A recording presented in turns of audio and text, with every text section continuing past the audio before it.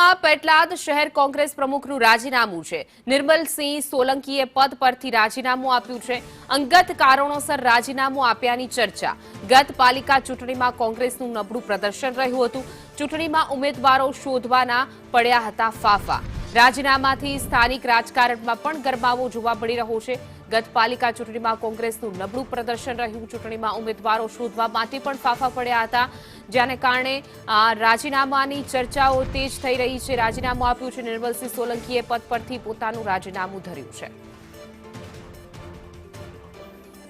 ગત નગરપાલિકાની ચૂંટણીમાં પણ કોંગ્રેસને ઉમેદવારો શોધવા માટે ફાફા પડ્યા હતા, તો અંગત કારણોસર ધર્યું છે। જો કે અંગત કારણોસર તેઓએ રાજીનામું આપ્યું હોવાની ચર્ચા જોર પકડ્યું છે।